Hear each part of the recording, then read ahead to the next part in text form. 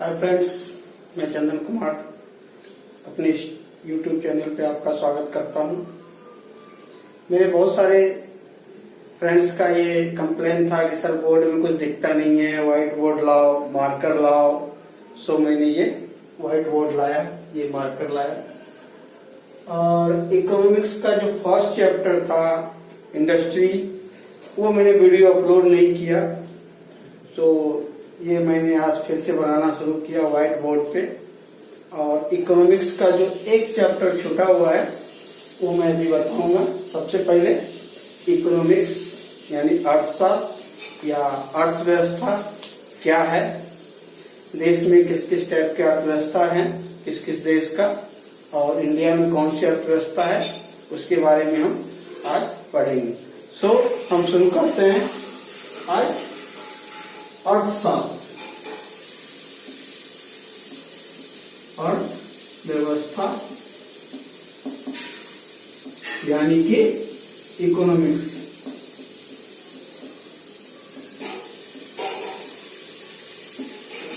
इसको पढ़ने से पहले हम थोड़ा सा पढ़ेंगे अर्थशास्त्र। अर्थशास्त्र, इसका एक एक मीनिंग चेक करते हैं। अर्थ मीन्स मुद्रा या फिर धन, और शास्त्र की बात करें तो वैज्ञानिक अध्ययन।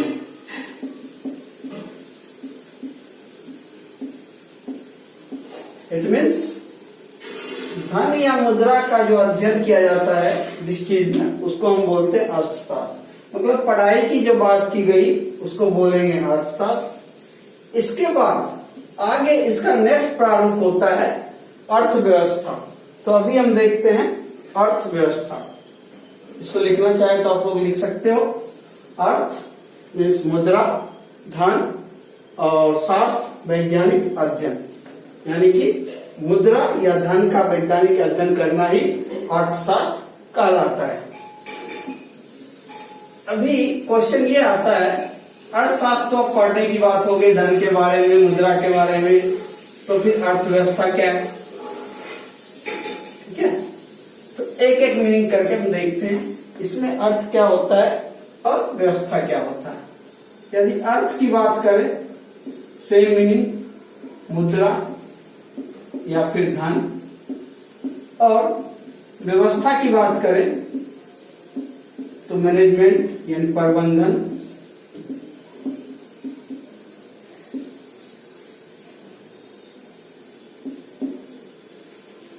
इसके थोड़ा सा पीछे आते हैं, जैसे बात करें मॉनेटरी पॉलिसी का,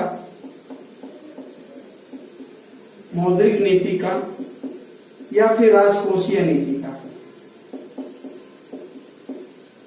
मौद्रिक नीति कौन जारी करता है? आरबीआई। राजकोषीय नीति कौन करता है? Government of India, GOI. ये दोनों क्या करते हैं? संसाधन, यानी धन का संसाधन या फिर धन का प्रबंधन, इसका मैनेजमेंट करना, पैसे का, मुद्रा का, धन का मैनेजमेंट करना ही हमारा अर्थव्यवस्था कहा जाता है। ठीक है, तो अभी सिंपल सी बात करें, अर्थ मीन्स धन, व्यवस्था में मैनेजमेंट। जिस भी चीज में धन, मुद्रा आने जाने, ले जाने, उसका प्रबंधन, मैनेजमेंट का काम किया जाता है, उसे हम अर्थव्यवस्था बोलते हैं। ठीक है, अभी हम देखेंगे अर्थव्यवस्था के टाइप। मेनली दो टाइप की अर्थव्यवस्था है, एक पूंजीवादी अर्थव्यवस्था, दूसरा समाजवादी अर्थव्यवस्था।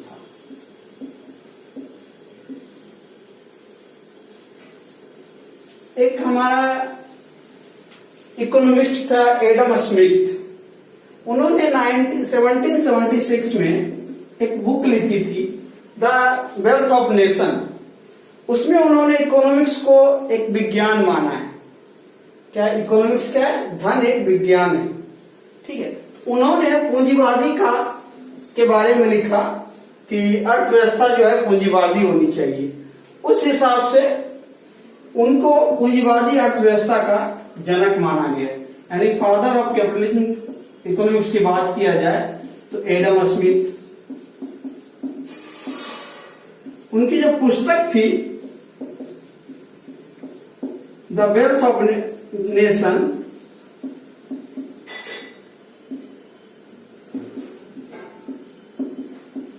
इसमें उन्होंने चर्चा किया लेसेस अफेयर्स, मतलब इंटरफेरेंस जितना कम हो वो अर्थव्यवस्था उतनी अच्छी होगी। तो हमारा पूंजीवादी अर्थव्यवस्था जो है उसमें इंटरफेरेंस कम है, ठीक है। इसमें ज्यादा परमिशन लेने की जरूरत नहीं पड़ती है, सरकार के पास जाओ, इसके पास जाओ, इसलिए इन्होंने इसका लिखा है। एडम स्मिथ ने इनकी तरफदारी की है पूंजीवादी अर्थव्यवस्था की। इसमें क्वेश्चन आता है कि लोकतांत्रिक अर्थव्यवस्था कौन सा है।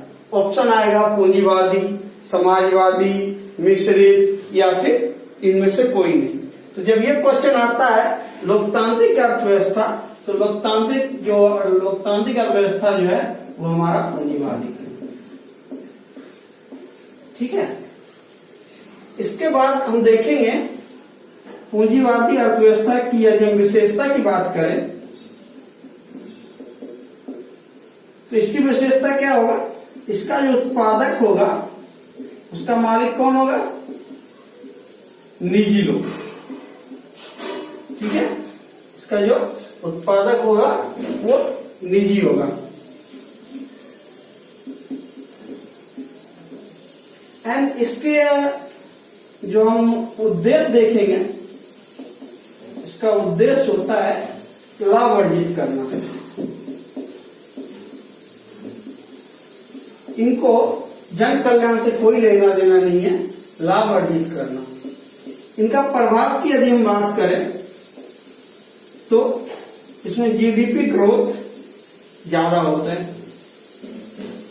तेज होता है, ठीक है। जीडीपी ग्रोथ क्या होगा, तेज होगा।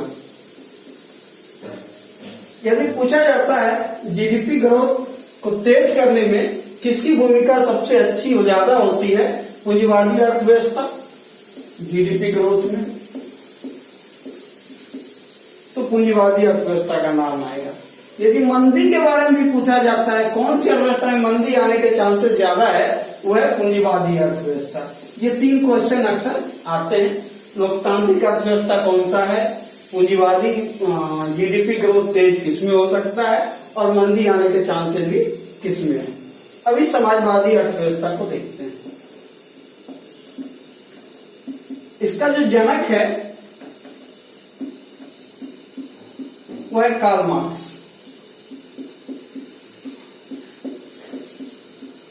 एक्चुअली क्या है, जितना भी पूंजीवादी के अगेंस्ट बात किया है वो कार्ल मार्क्स ने किया है। कहीं भी आपके पास यदि क्वेश्चन आता है कि पूंजीवाद के अगेंस्ट किसने बात की है, तो कार्ल मार्क्स।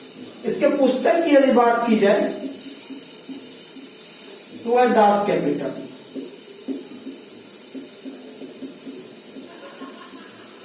अभी इसमें 2-3 टाइप के क्वेश्चन आएंगे। पहला, समाजवादी अर्थव्यवस्था का वर्णन कौन सी पुस्तक में है, तो दास कैपिटल में। इसका लेखक कौन है, तो कार्ल मार्क्स। या दास कैपिटल के लेखक कौन है, कार्ल मार्क्स। कार्ल मार्क्स द्वारा लिखी गई पुस्तक कौन सी है, दास कैपिटल। इसकी यदि विशेषता की बात की जाए, इसका जो उत्पादक का मालिक होता है वो होगा सार्वजनिक यानी सरकार, ठीक है।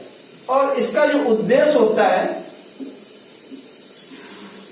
वो क्या है, इसका जो उद्देश्य है वो है जन कल्याण, ना कि लाभ कमाना, ठीक है। इसके यदि प्रभाव की बात की जाए तो जीडीपी ग्रोथ ये तेज नहीं करेगा, बट असमानता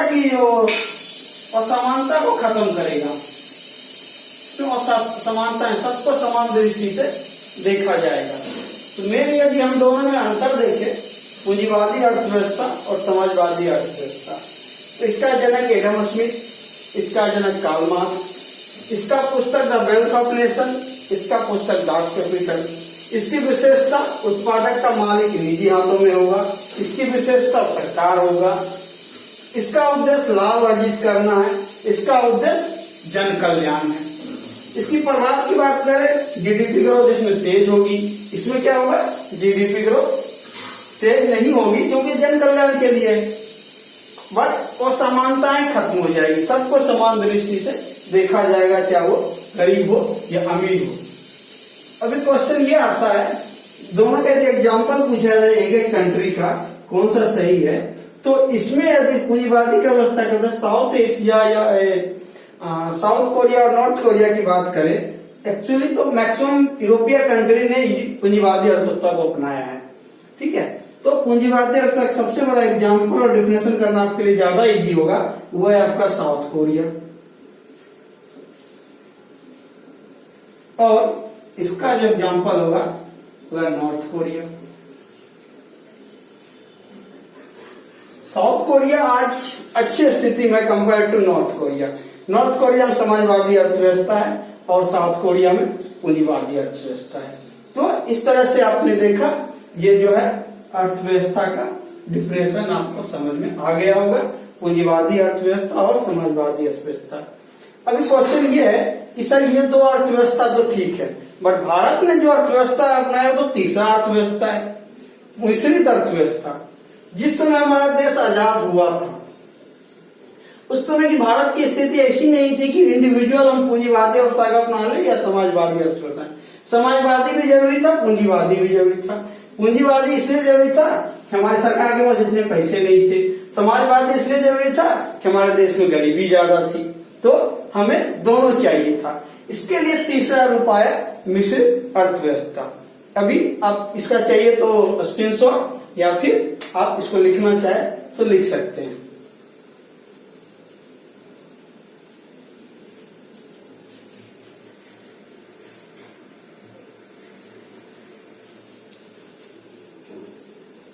ठीक है, अभी हम देखते हैं मिश्रित अर्थव्यवस्था।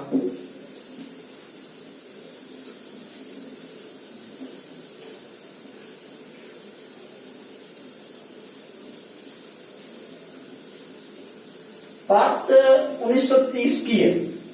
1930 में एक केन्स नामक इकोनॉमिस्ट थे, उन्होंने क्या बोला कि पूंजीवादी के हाथों में हम देश को नहीं छोड़ सकते। क्यों? क्योंकि देश में गरीब लोग भी है, उनका कल्याण करने वाला चाहिए। सिर्फ मुनाफा वाला ही आदमी आ जाए तो फिर कल्याण कैसे होगा? तो क्वेश्चन कभी कभी आता है मिश्रित अर्थव्यवस्था के बारे में किसने चर्चा किया है? एक साइंटिस्ट इकोनॉमिस्ट था, उनका नाम था केन्स। ये याद रखिएगा, ये क्वेश्चन में आता है। केन्स ने बोला था कि मिश्रित अर्थव्यवस्था जरूरी है, दोनों का जरूरी है। किसी इंडिविजुअल, यदि हम सिर्फ समाजवादी को लेके चलते हैं तो हमारा देश का जो जीडीपी है, ग्रोथ रेट है, डेवलपमेंट रेट है, वो बहुत कम होगा। और यदि सिर्फ पूंजीवादी को लेके चलते हैं तो हमारा जो निचले तबके का लोग है उनका कल्याण नहीं हो पाएगा। तो ऐसे कंट्री जो डेवलपिंग कंट्री है उनके सपोर्ट में इन्होंने बोला था कि आप मिश्रित अर्थव्यवस्था को अपना सकते हैं। तो अभी हम बात करेंगे भारतीय अर्थव्यवस्था की।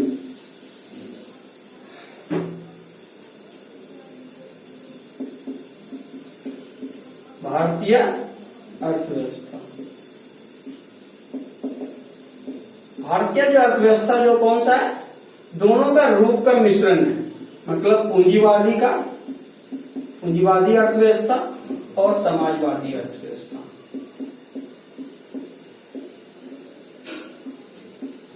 और इनके बारे में एक चीज ध्यान रखिएगा, इसके बारे में किसने कहा है? एडम स्मिथ ने। इसके बारे में किसने कहा? कार्ल मार्क्स ने। इसके बारे में किसने कहा? केन्स ने। मिश्रित अर्थव्यवस्था, मिक्स्ड इकोनॉमिक्स।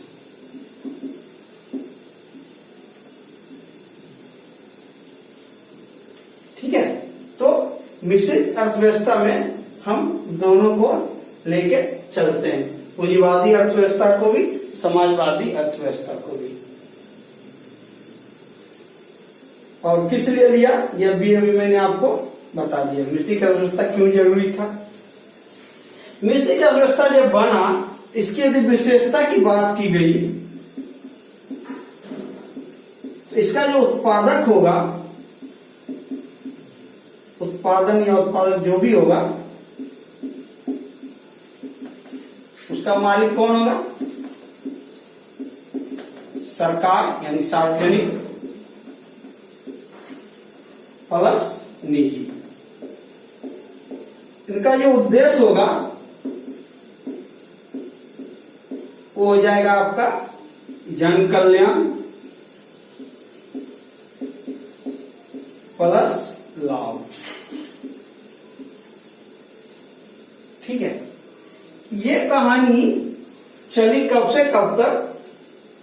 1948 टू 1991, जब फर्स्ट आईपी आया था इंडस्ट्रियल पॉलिसी, और ये 91 की आईपी आई थी। ठीक है, ये आईपी जब आया था तो बीजेपी का जो कर्ता व्यर्ता कहा जाता श्यामा प्रसाद मुखर्जी, उन्होंने लेके आया था, और ये हमारा मनमोहन सिंह ने, ये श्यामा प्रसाद। कभी कभी क्वेश्चन पूछता है फर्स्ट आईपी कौन लेके आया था? इसने किया था श्यामा प्रसाद मुखर्जी ने, और 91 का मनमोहन सिंह ने। मनमोहन सिंह अभी कांग्रेस के प्रधानमंत्री थे कुछ दिन पहले, 10 साल का इन्होंने रहा, उस समय ये वहां के 91 में जो थे वित्त मंत्री थे, उन्होंने ये लेके आया था। अभी 91 तक तो सेम चला, सार्वजनिक निजी जन कल्याण लाभ, ये कंडीशन रहा अप टू 91। 91 में पॉलिसी चेंज किया, उस समय आर्थिक मंदी आई थी, उस समय पॉलिसी चेंज करके उल्टा किया गया। अभी क्या है, इसकी जगह पे निजी पहले आ गया, सार्वजनिक बाद में आया, और उद्देश्य में लाभ पहले आ गया, जन कल्याण बाद में आ गया। इतना सा चेंजेस हुआ। अब मैं जब आईपी पढ़ाऊंगा तो उसमें कंपेयर भी करूंगा, आईपी 1948 का क्या कंपेयर है और 91 का क्या है। इससे क्वेश्चन बहुत ज्यादा आता है, इसलिए मैं इसको डिटेल में पढ़ाऊंगा। अभी अर्थव्यवस्था जो हम पढ़ेंगे, मिश्रित अर्थव्यवस्था,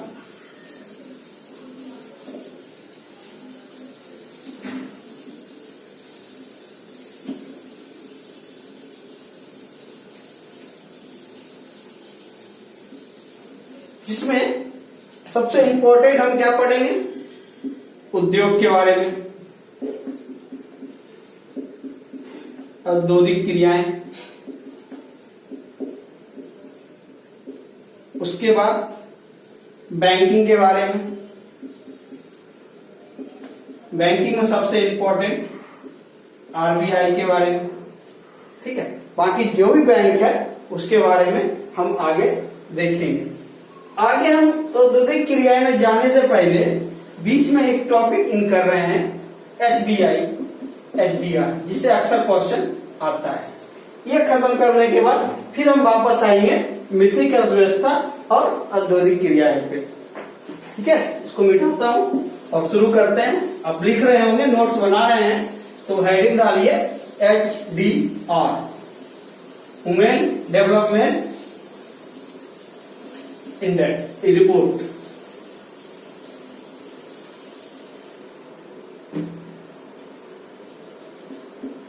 HDR, वुमेन डेवलपमेंट रिपोर्ट। यह स्टार्ट कब हुआ? सबसे इंपॉर्टेंट है, ये बेस किसका होता है, किस पे आधारित होता है? वो तो HDI पे आधारित। HDI क्या होता है? Women development index. दूसरा इस पे आधारित होगा। इसकी शुरुआत की गई थी 1990 में। इसका जो जनक माना जाता है, जिसने शुरुआत किया, उसका नाम है महबूब उल हक। ये पाकिस्तान के थे, इकोनॉमिस्ट थे। इसका सहयोगी मान सकते हैं अमर्त्य सेन को, जो कहां के थे, इंडिया के थे।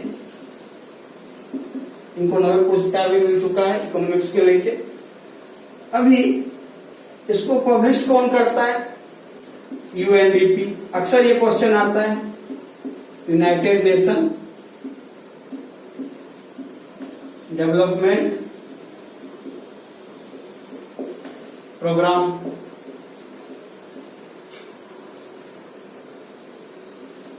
ठीक है, ये मेन जो फैक्ट है वो मैंने बताया।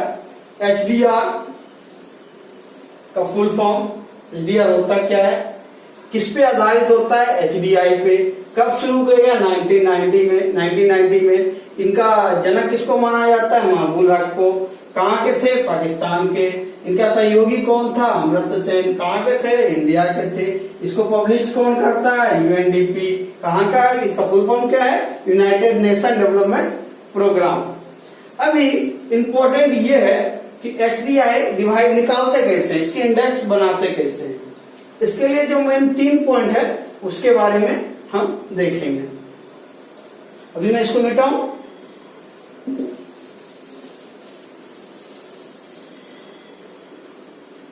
ओके, नीचे लिखते हैं एचडीआई निकालने के लिए जो 3 पॉइंट हैं उसमें से सबसे पहला पॉइंट आता है आपका, क्या आएगा, पर कैपिटा इनकम, मतलब आय, पर कैपिटा इनकम, यानी कि प्रति व्यक्ति आय।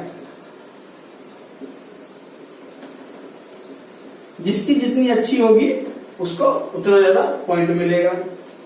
दूसरा, पर कैपिटा इनकम मतलब कितना है, शिक्षा, एजुकेशन, लिटरेसी कितना है। तीसरा, जीवन प्रत्याशा, जीवन प्रत्याशा मतलब जीवन काल। आज के डेट में यदि एवरेज माना जाए तो कितना है, 68.3 इयर्स, जन्म से लेके मृत्यु तक जो है वो कितना है, जीवन काल 60, जीवन प्रत्याशा बोलते हैं। आपके एग्जाम में पूछेगा एचडीआई आधारित किससे लिया जाता है, तो एक ही पॉइंट में 3 ऑप्शन रहेगा, पीसीआई या फिर आई लिखा रहेगा, शिक्षा लिखा रहेगा, जीवन प्रत्याशा लिखा रहेगा, वो आपको टिक मारना है। इसके अलावा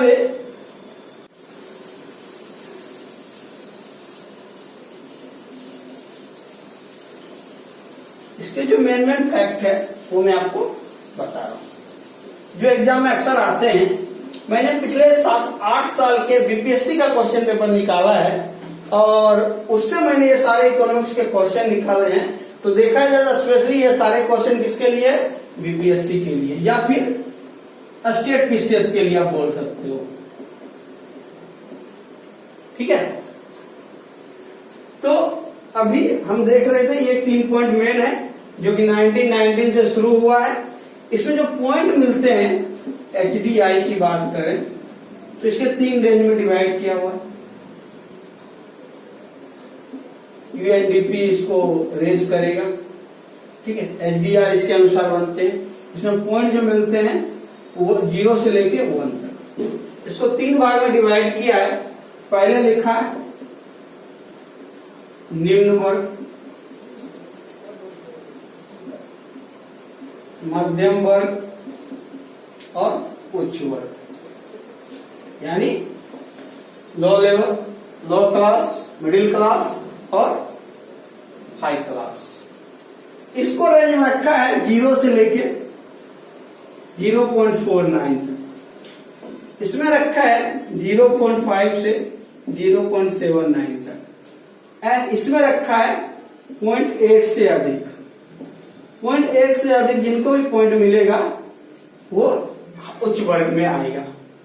ठीक है, अभी देखा जाए तो टॉप पे कौन कौन है वो देखते हैं।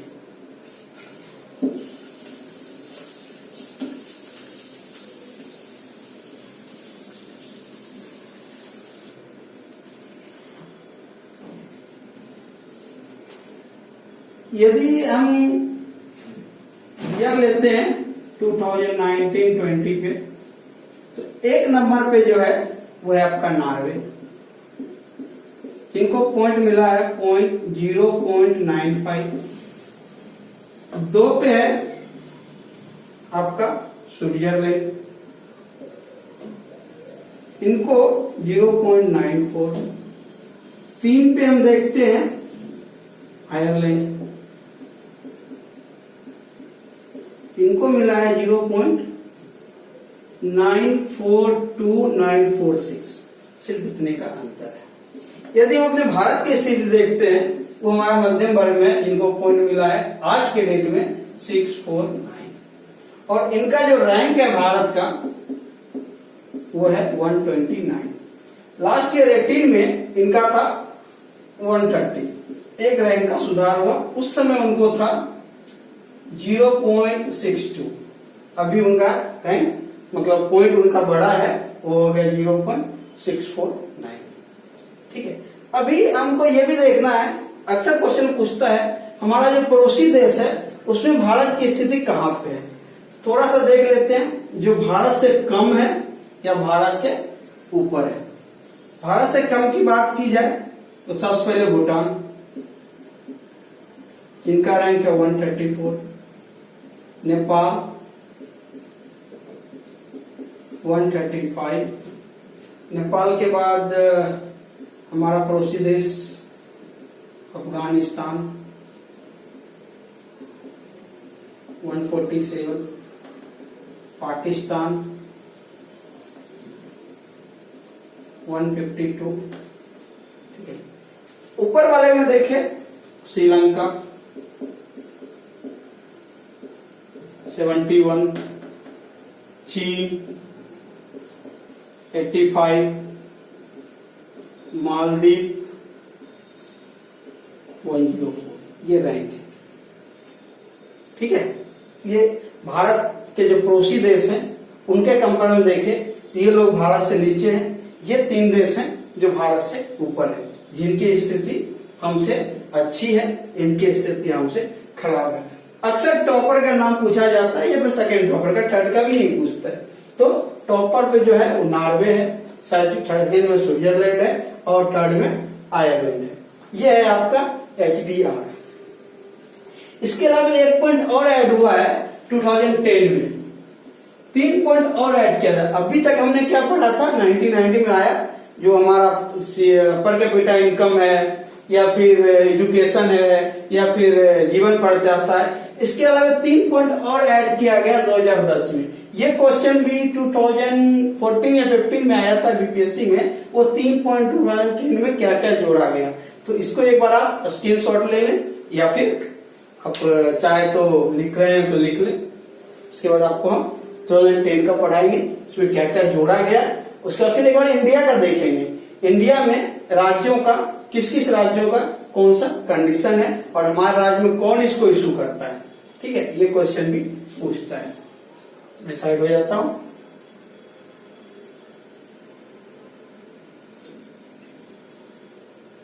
चलो अभी हम देखते हैं 2010 के बारे में।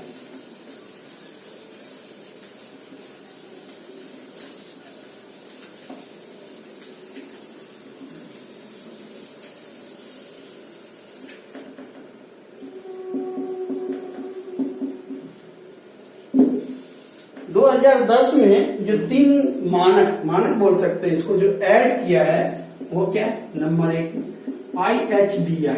ये क्या होता है, कभी कभी इसको फुल फॉर्म में पूछ देता है और जब जोड़ा गया तो शॉर्ट नेम भी रहेगा। ठीक है, इनइक्वलिटी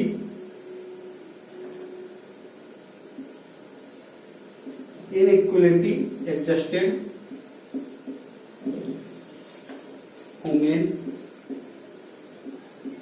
डेवलपमेंट इंडेक्स। दूसरा है GII, ग्लोबल वाली नहीं करना है, ग्लोबल इनोवेशन वाला अलग है, ये अलग है। ये क्या है, जेंडर इनइक्वालिटी इनइक्वलिटी इंडेक्स, जिसमें आज के डेट में भारत का रैंक कितना 125। और तीसरा बात करें MPI, multi dimension poverty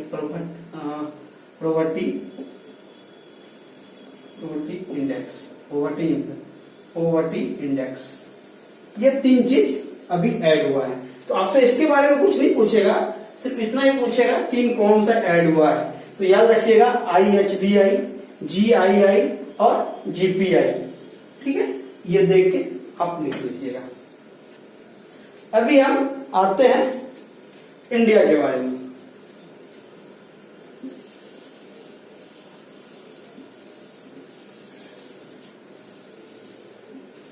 HDR का रिपोर्ट हो गया, अभी इंडिया।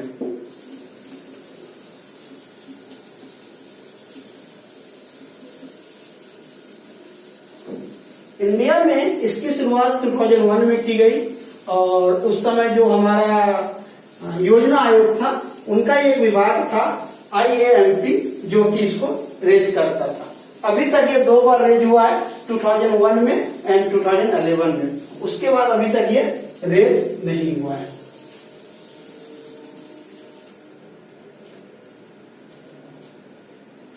HDR रिपोर्ट किसके द्वारा हुआ है? योजना आयोग एक विभाग है, कौन सा? IAMP। IAMP क्या है? Institute of applied man power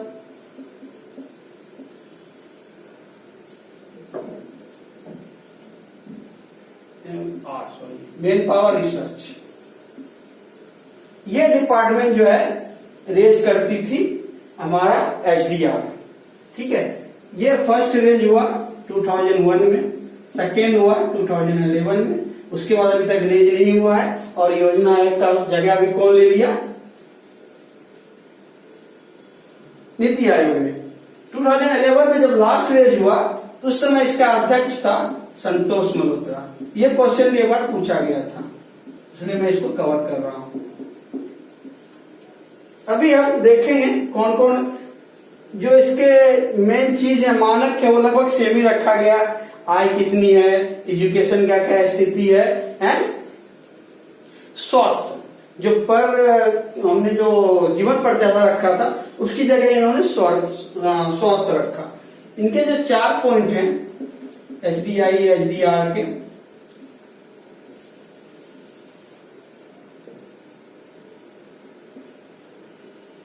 इन्होंने 4 किया। अभी हम HDR जब नेशनल इंटरनेशनल लेवल पे था तो उसमें 3 था, निम्न, मध्यम और उच्च।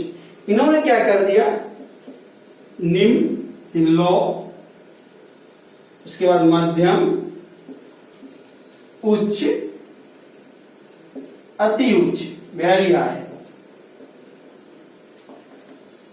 इसमें पॉइंट रखा सेम, 0 से 0.49, 0 से 0.5 से 0.69, 0.7 से 0.79 और मोर देन 8 से 0.8 से अधिक, ये रखा। इनमें भी सेम पॉइंट डाला गया 0 से 1 तक का। इसका रेशियो पे सबका पॉइंट डाला गया, हर एक राज्य का। Institute of applied man power research ने इसको पॉइंट दिया। इसका शॉर्ट नेम है IAMR और ये किसका हिस्सा है? योजना आयोग का। इसमें इन्होंने जो टॉप पे रखा है 3 पॉइंट पे उन्होंने जो दिया है, इसको मैं मिटा देता हूं, जगह नहीं है।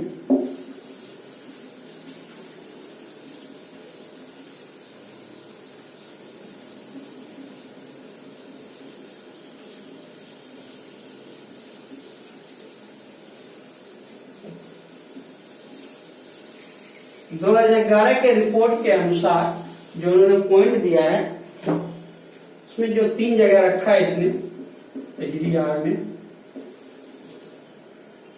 कौन कौन है? आय पर कैपिटा इनकम जिनको बोलते हैं, उसके बाद शिक्षा, उसके बाद स्वास्थ्य। इसमें हम एक एक जानेंगे, टॉप पे कौन है, लास्ट में कौन है। यदि टॉपर की बात की जाए अपर पॉइंट में, सबसे अच्छी जगह पे upper point, lower point, lower points, तो दिल्ली को रखा गया टॉप पे। ये रिपोर्ट कब की है, 2011 की। और लास्ट में लोअर पॉइंट पे आए सबसे कम कहां की है, बिहार की। शिक्षा की बात की जाए, केरल टॉप पे है, सबको पता है, और लास्ट में कौन है, बिहार है। यदि स्वास्थ्य की बात की जाए, केरल टॉप पे है और असम लास्ट में है। ठीक है। ओवरऑल की बात की जाए, टॉप पे जो है दिख रहा है केरल, सेकेंड जो है चंडीगढ़, थर्ड जो है गोवा। ठीक है, ये फर्स्ट सेकेंड थर्ड है जो कि टॉप पे है। इसके अलावा यदि आंध्रा की बात करें, एपी की 27, वेस्ट बंगाल की बात करें तो आपका 28,